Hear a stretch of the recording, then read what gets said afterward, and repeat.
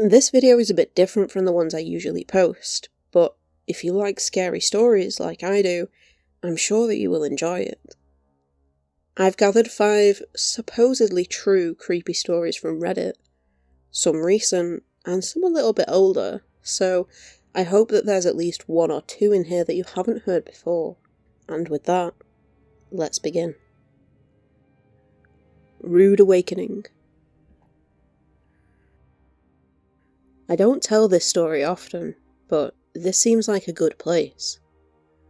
Back in college, I used to drive up the Oregon coast on weekends, then just crash in my car when I got tired.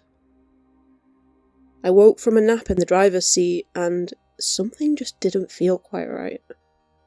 It was just dusk and the light was fading pretty fast. I yawned and stretched, and as I did so, I turned my head to the side and just caught a face ducking down below my rear passenger window. I went to hit the lock button, just to make sure, and in my panic, I accidentally unlocked the doors briefly and then locked them again. I stared at the window for a few minutes, knowing that someone was crouching just out of sight. Eventually, I started the car and thought I heard a scuffing sound.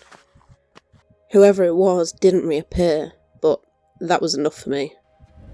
As I noped out of there and pulled out back onto Highway 101, I glanced back and a bald figure in a red t-shirt with something wrapped around his face booked it into the woods on the side of the road. That was the end of that weekend trip. I drove the 2 hours back to my dorm room, white-knuckled hands locked on the steering wheel. I had to pull over a few miles down the road, though, to deal with the adrenaline shakes.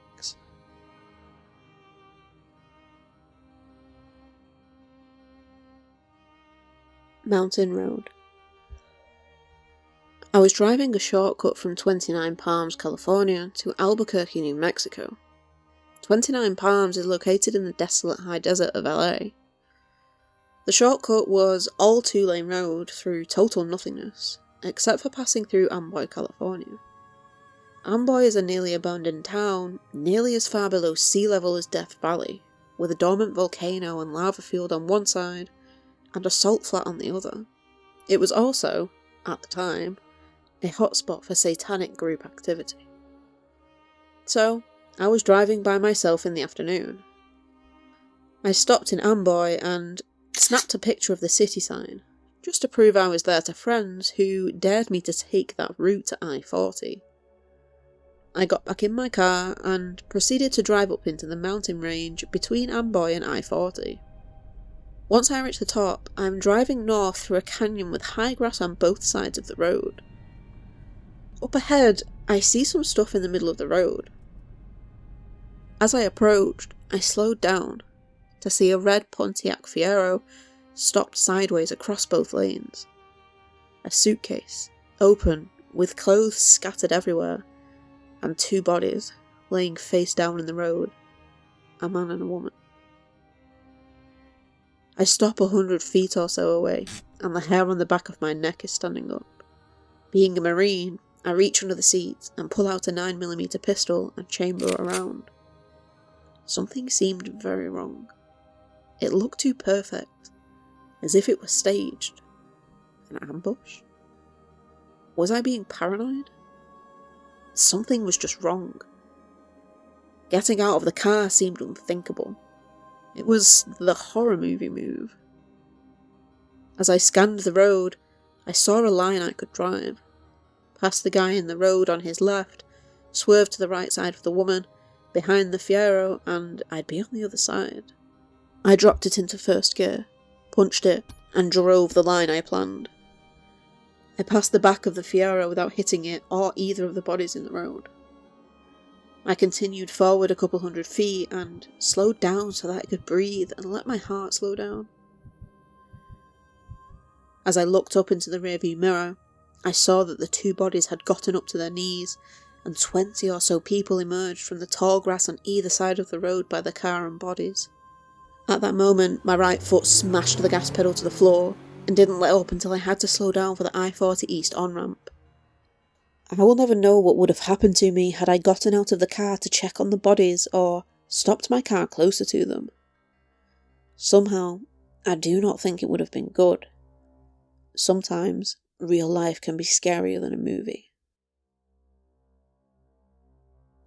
Oilfield encounter. I worked a lot in remote areas of West Texas, servicing oilfield related equipment. One time I was out in the middle of nowhere as usual, and to the northeast was a butte, an isolated hill that's bigger than a regular hill but smaller than a mountain. But everywhere else around was pretty flat. There was one road in and out of the site I was at. At some point, when I was working on a control box, I had the overwhelming feeling that I was being watched. I scanned the horizon, looked all around the butte, and went back to work.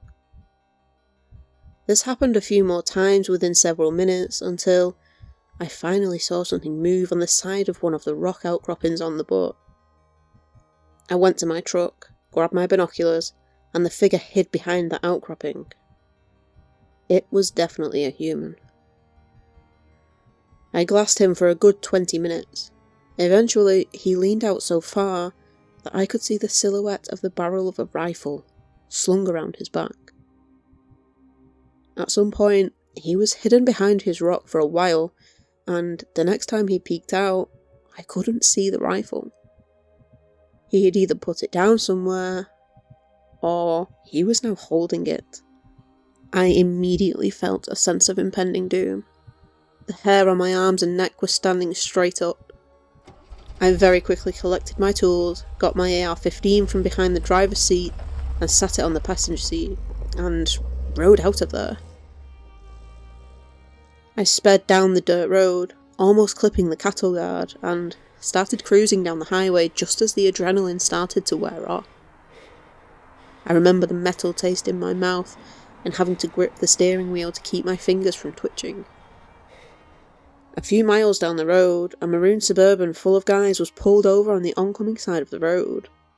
They definitely weren't oilfield workers. Shades all around, buzzed heads, all intently looking at me. I expected them to pull a U-turn and pursue me, but they didn't.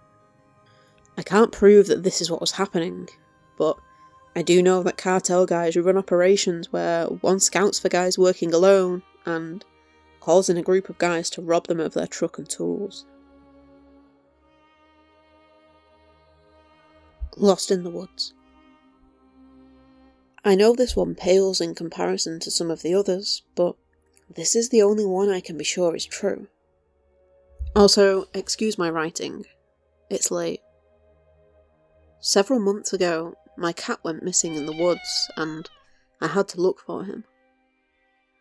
It was late at night, and the moon was a thin crescent, so the only source of light was my flashlight. I had seen my cat several times, but he seemed to be scared of something. Every time I got close, he'd run further away. At a certain point, he got scared of something and ran back towards the house. I started to make my way back and saw a man. He was just standing there, absolutely still. He had nondescript brown hair and a tweed jacket on. I could make out all of his facial features except his eyes, where there just seemed to be shadow. I called out to him, but he didn't respond. I then said, "I can see you, you know," and was greeted with silence. I turned and walked a few steps, and turned around, and he was a few feet closer. I turned, walked some more, and looked again. This time, he was partially hidden behind a tree. I didn't need any more warning. I booked it back to my house where my cat desperately wanted to come in. I locked the doors and sat on my couch until I calmed down. Ever since that night, every few weeks, I hear a noise at my window. A slow, loud, rhythmic tap. There's no trees out there, and most of the nights it's happened, there's no wind. Every time, I've been too scared to look. Probably for the better. The last thing I want to see is a man with a tweed jacket and no eyes. Campsite visitor. A group of friends were staying at this remote cabin that one of my friend's cousins owned. There were no roads leading to the cabin, and it was a good 3/4 day hike from where you parked the cars. I couldn't go at the same time as everybody else due to work obligations, so I decided to head up the same day, but later. It would mean I would have to camp for a night by myself though. The latter part of the trail is too dangerous to be taken at night, especially by someone who doesn't know it. I didn't care. I was kind of looking forward to it, as I'd never camped alone before. So, I was in the middle of these woods when the sun went down. I got my camp set up in this small clearing, probably 40 feet across. Get my campfire going, and pitch my small one-person tent. Do all that camping stuff like cooking hot dogs on a stick over the fire and s'mores. I'd probably stay up for a good 2 or 3 hours after dark. It was mid-autumn, so the days were somewhat short. The entire time, I thought I heard it moving in the woods on the edge of the clearing. I didn't think much of it at first, because the woods are full of animals, but as the night went on, I realised that whatever it was just circling the clearing, over and over. Once I started paying attention, it made 4 or 5 laps around before I decided to get up and investigate. The noise stopped as soon as I stood up, and I thought I heard some sound going away through the woods. I just shrugged it off, thinking it was some fox that was curious and got scared when I stood up. I decide it's time to sleep, douse the fire, and climb into my tent. I start to doze off, and stay in that half asleep, half awake state for a while. I normally hear weird shit when I'm in this state, so I don't think much of it when I hear a voice. Something wakes me all the way up though, and I realise the voice is real, and right outside my tent. It was just above a whisper, and I'm not sure if it was another language or if they were just speaking English in such a way that I couldn't understand. I lay there for some time, I don't know how long, listening and waiting for something to happen. There is just enough moonlight to light up the walls of the tent, so I can see when a hand presses into the wall of my tent down near my foot. This freaks me out and I sit up quickly. Whoever was outside my tent tore us out of there, like running full sprint through the woods. I get out of the tent and shine my flashlight around to see nothing. I was expecting there to be a bloody handprint on the tent, but nope. Didn't sleep that night. Packed up camp at first light that morning and booked it to the cabin. Which of these stories was your favourite? Personally, I like the last one the most. There's just something unsettling about being in a tent in the woods, thinking you are alone, only to realise that you are not. If you like this kind of video, please let me know by hitting the like button, and if you would like more content like this, leave a comment down below. Thanks for watching, and keep yourself safe out there.